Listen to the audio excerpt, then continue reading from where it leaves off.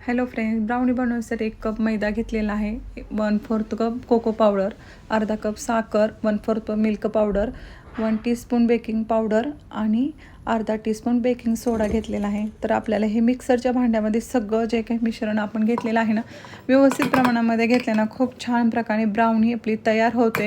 आणि मिक्सरमध्ये फिरवल्यानंतर त्याचं एक मिश्रण तयार होतं, म्हणजे प्रीमिक्स तयार होतं. तर हे प्रीमिक्स आपलं 3 ते 4 महिने स्टोअर करून एअरटाईट डब्यामध्ये ठेवलं ना, 3 ते 4 महिने सहज टिकतं आणि खूप छान प्रकारे हे जी ब्राउनी तुम्ही केकसुद्धा बनवू शकता.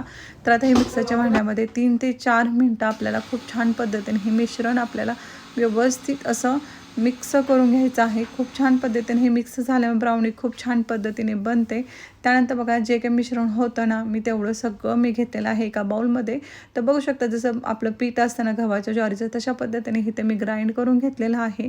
तसंही सगळी पावडरच होती, पण साखर फक्त आपली हे झालेलं आहे. त्यामध्ये आपल्याला 3 चमचे जे नॉर्मली तेल असतं ना, ते आपल्याला घालायचं आहे, म्हणजे टेबलस्पून घालायचं आहे.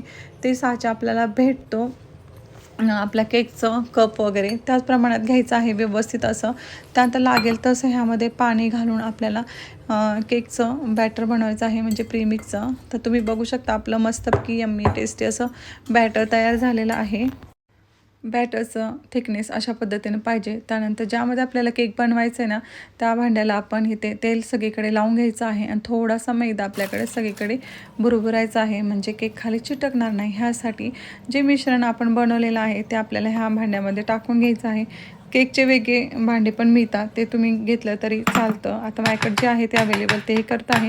त्या टॅप करायचं, म्हणजे त्यामध्ये जेवढे काही बबल्स आहेत ते निघून जातात.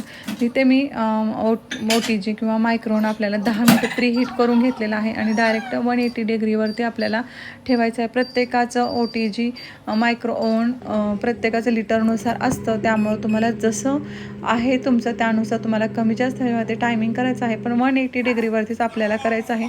प्री हीट करणं फार गरजेचं आहे. कोणतंही बेकरीचं पदार्थ बनवताना प्री हीट करत चला आणि प्री हीट झाल्यानंतरच आपल्याला केकचं बॅटर ठेवायचं आहे. आणि त्यानंतर बघा, आपल्या अशा प्रकारे टूथपिन घालून बघायचं. ह्याला जर काही लागलं नाही ना, तर समजून जायचं की आपला ब्राउनी खूप छान पद्धतीने झालेले आहे. त्यानंतर छोटे छोटे पीसेस हे करून घ्यायचे आहे आणि मस्तपैकी ब्राउनी एन्जॉय करायचे आहे आपल्याला. तर ब्राउनी गरम परत एकदा मी करून घेतले आणि सगळ्या प्लेटमध्ये आता इथं ब्राउनीचे छोटे छोटे पीसेस टाकलेले आहेत. त्यावरती आईस्क्रीम आणि आपलं चॉकलेट सिरप आपल्याला टाकायचं आहे. गरम गरम ब्राउनीवरती आपण मस्तपैकी थंडगार आईस्क्रीम टाकल्यानंतर एकदम मस्त अशी टेस्ट लागते. तर तुम्ही नक्की ट्राय करा आणि मला कमेंट करून सांगा तुम्हाला कशी वाटली मी केलेली ब्राउनी. Okay, bye. काळजी घ्या सगळ्यांनी. बाय.